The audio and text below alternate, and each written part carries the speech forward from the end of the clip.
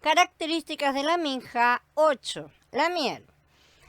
Había aún otra sustancia, sí, tan positivamente excluida de la Corban Mija como la levadura, que era la miel. Y la miel no era permitida ya que era uno de los sacrificios favoritos de los dioses paganos.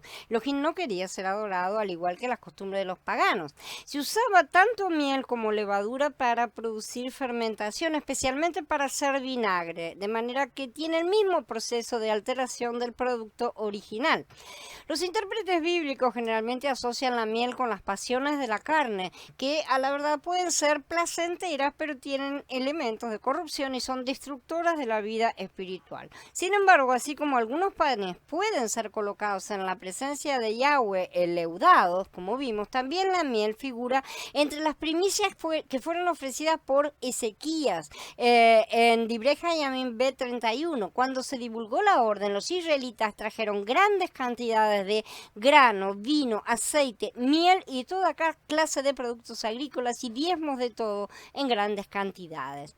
Esta situación corresponde a la gran restauración realizada por Ezequías, en la cual derribó todos los altares paganos, columnas, postes, demolió los lugares altos en todo el país, restauró el sacerdocio y ordenó al pueblo traer los diezmos para el templo de una forma gloriosa realmente para Yahweh. De cualquier manera, aquí se indica que fue traída como primicias la miel, ¿no es cierto? Que no fuera, eso no quiere decir que fuera quemada sobre el altar, justamente. Exactamente lo mismo que con los panes leudados. Puede ser presentado, pero no quemado.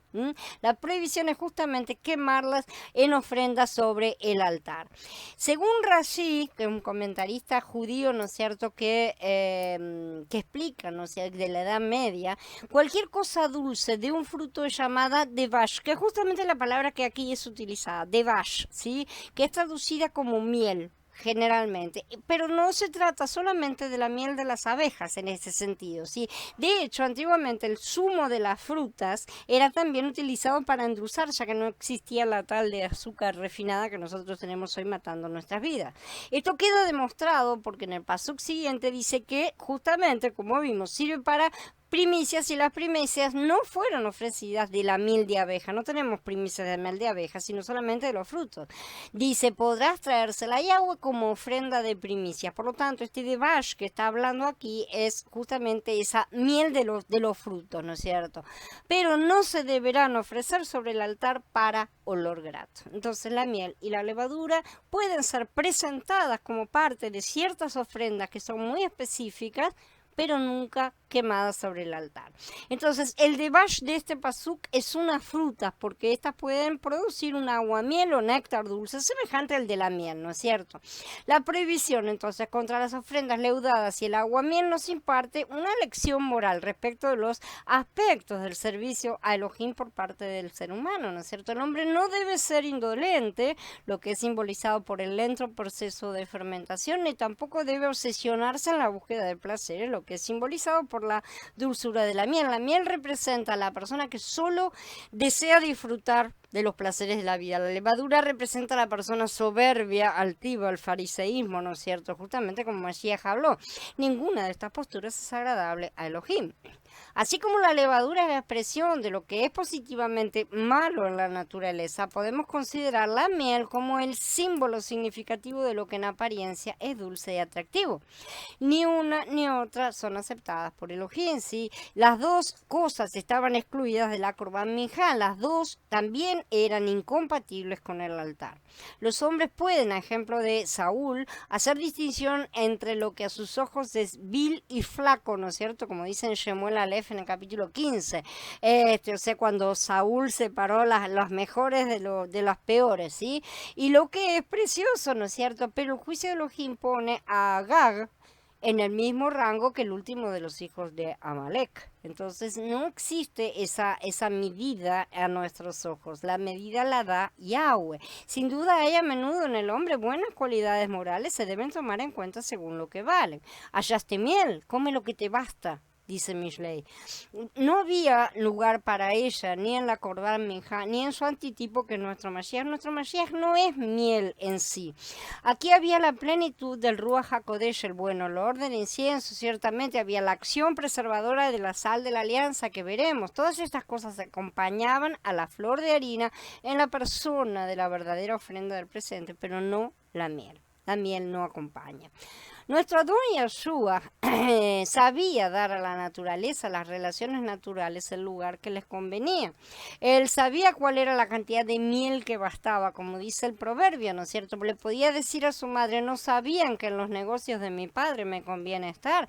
O por ejemplo, ¿qué tengo yo contigo, mujer? Cuando ella le pide que haga algo con el vino, ¿no es cierto? En la boda de Caná. Y al mismo tiempo podía decirle al discípulo amado, he aquí tu madre, en el momento en que estaba entregando su vida. En otras palabras, los derechos de la naturaleza no debían nunca usurpar la consagración a Elohim de todas las energías de la humanidad perfecta de Mashiach. En primer lugar, Elohim. Pero luego ciertamente que él se ocupaba de su madre, de su padre, ¿no es cierto?, de sus familias, en la responsabilidad que a él le correspondía. Miriam y otras como ella hubieran podido figurarse que sus relaciones humanas con el Salvador le daban algunos derechos especiales, ¿no es cierto? Tanta gente, esto es tan común de nuestra carne, ¿sí?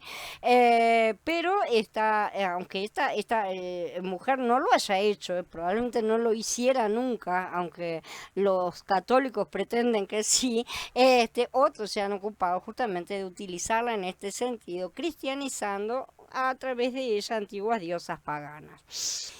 Vienen después sus hermanos, según la carne y su madre, y estando afuera enviaron a él llamándole, y la gente estaba sentada alrededor de él y le dijeron, aquí tu madre y tus hermanos te buscan fuera.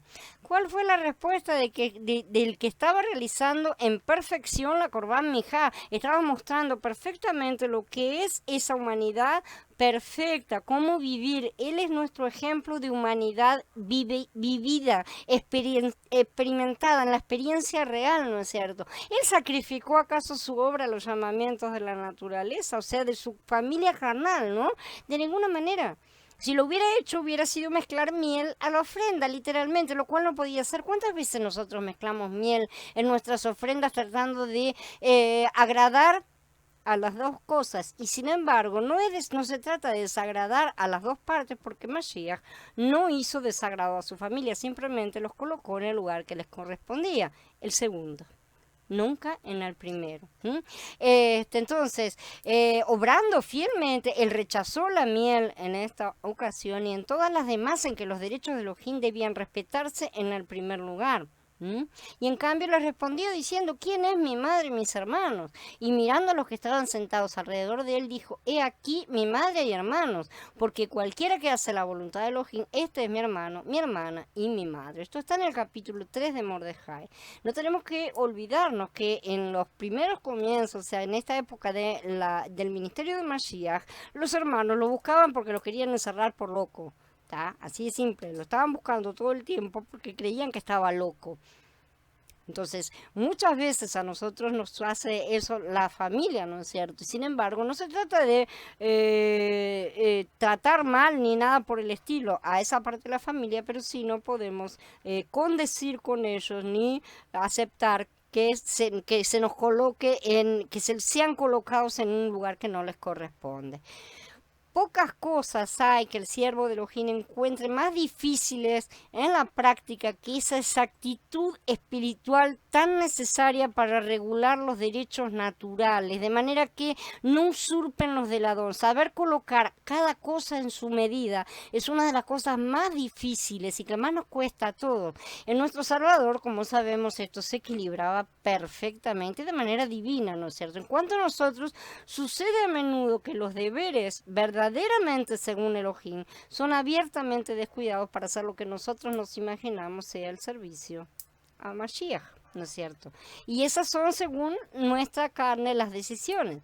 Aún en medio de una aparente obra evangélica, aparente porque tiene el nombre, se lo utiliza y se lo pone como bandera, se descuida a menudo la doctrina de Elohim. No debe perderse nunca de vista que el punto de partida de la verdadera devoción está siempre colocado de modo que proteja completamente todos los derechos de la piedad verdaderamente. No tenemos que olvidarnos que en todas las cosas las relaciones con los hermanos vienen detrás de la edificación del cuerpo. Y esto es un punto que a muchos les choca y sin embargo el Adón lo mantuvo perfectamente en equilibrio. No tenemos que poner miel en estas obras del Padre, porque si no estaríamos presentando un Korban Minja adulterado con la miel. La miel no puede entrar en el Korban Minja, de manera que en las relaciones que tenemos en cuanto a los hermanos en la obra y todo lo demás, tiene que ser todo realizado correctamente, sin miel, lo cual no quiere decir que no tengamos que amarnos los unos a los otros, evidentemente que sí, pero sin endulzamientos excesivos, ni obviamente sin colocar los deseos de cada uno por encima de la obra del Padre. En primer lugar no está el sí, cómo me siento, no me siento, cómo trato al hermano, cómo el hermano me trata, cómo nos tratamos unos a otros, sino más que nada está la cuestión de si eso edifica al cuerpo y si le trae la gloria al Padre. Esos son los primeros las primeras reglas que tenemos que colocarnos en cada situación y preguntarnos cuál es lo que está haciendo, lo que estamos haciendo, está cumpliendo con esos dos requisitos justamente, porque si no lo estamos haciendo, probablemente estemos colocando miel a nuestra ofrenda. Si ocupo un lugar, ¿no es cierto?, que exige que mis servicios, por ejemplo, desde las 10 de la mañana hasta las 4 de la tarde sean remunerados, ¿no es cierto?, un trabajo como los que tenemos nosotros, no tengo derecho durante esas horas a salir, ni siquiera para hacer una visita creyente o para predicar la besorada. O sea, mi tiempo ha sido alquilado, por así decir. En realidad nosotros somos esclavos del trabajo, ¿no? Pero la realidad es que hemos convenido, ¿no es cierto?, en vender nuestro tiempo a cambio de hacer tareas para las otras personas. Si estoy en el comercio, tengo que emplearme fiel y piadosamente también de esa manera, ¿no es cierto? O sea, ser un buen siervo, como dice Yeshua, en todos sentidos. Yo me siento, dirá alguno, llamado a predicar la besora y encuentro que mi empleo, mi comercio me privan de esa cosa, ¿no es cierto? Entonces se los pone siempre o sea, se coloca el deseo de llevar la besorá o de lo que sea, de servir al Padre, se lo coloca en contraposición justamente con los trabajos, el trabajo físico que tenemos esclavo en este yugo en el cual hemos sido colocados, ¿no es cierto? Bueno, si se sienten llamados y si ya han sido calificados por Elohim, porque este es otro punto, ¿no es cierto? Nadie puede salir antes de haber sido calificado, ¿sí? Si ya están calificados para la obra del reino, pónganse en mente el objetivo de que en el momento justo el Padre abrirá las puertas y los hará salir, ¿no es cierto? Deberán dejar esos trabajos y pasar a depender del Padre para su sustento, lo cual es un choque bastante fuerte, les aseguro. Pero esto no es como hace la mayoría, que salen corriendo cuando todavía no han aprendido a distinguir entre salvación y santificación, entre su mano derecha y su mano izquierda. No, si ha habido llamamiento, vendrá la capacitación. Normalmente demorará bastante. ¿Sí? Esa es la realidad del Padre. El Padre llama y la gente sale corriendo. Esa es nuestra inicial, como Moshe salimos a matar egipcios. No se trata de eso, se trata de que el Padre nos califique, nos capacite durante esos 40 años en el desierto, ¿no? Como hizo con Moshe, para después llevarlo nuevamente a Egipto y ahí utilizarlo. Él determina los tiempos y no nosotros. Cuando las personas salen corriendo al haber apenas recibido el llamamiento, normalmente dejan de lado la capacitación y se dedican con furia a realizar su propia obra de evangelización, que no tiene nada que ver con lo que el Padre quiere. Sí, están solos porque el Ruach ni los guía ni los sigue. sigue, los deja, ¿no es cierto? Nos deja que nos demos con la cabeza contra la pared. Sobre todo los nuevos deben cuidarse de esto, porque esto es típico de los que cuando apenas ingresamos, ¿no es cierto? Porque los primeros tiempos de la salvación en Yahshua pueden ser una miel muy deliciosa realmente. Son una gran dulzura y un gran gozo dentro de los que han sido salvos. Pero ciertamente Él no nos dejará comerla para siempre ni atiborrarnos de miel, ¿no? Porque debemos comenzar el camino de la santificación, que es un camino de disciplina con escasa miel. Y si nosotros estamos solamente queriendo la miel, difícilmente aceptaremos la disciplina del madero. Tampoco es aceptable que si se ha recibido el llamamiento uno pretenda acomodarlo en su vida, ¿sí? Hacerle un lugarcito entre sus cosas. Bueno, voy a ver dónde te meto por acá, ¿no es cierto? Para no perder nada, no dejar lo que ya tengo y tomar lo que me estás dando, ¿no es cierto? Es servir a los dos amos al mismo tiempo. En esto, aún con buenas intenciones, no hay más que confusión, en realidad, ¿no es cierto? Gracias a Elohim tenemos un ejemplo perfecto delante de nosotros en la vida de nuestro Adón Yahshua HaMashiach, tal como tenemos amplia dirección para nuestro nuevo hombre en la palabra de Elohim, de manera que podemos marchar sin desvíos hacia las diversas posiciones que nos pueda llamar a ocupar y en las diversas posiciones de autoridad en que nos coloque en su debido momento, porque Él ciertamente tiene un plan para cada uno de nosotros, un plan personal.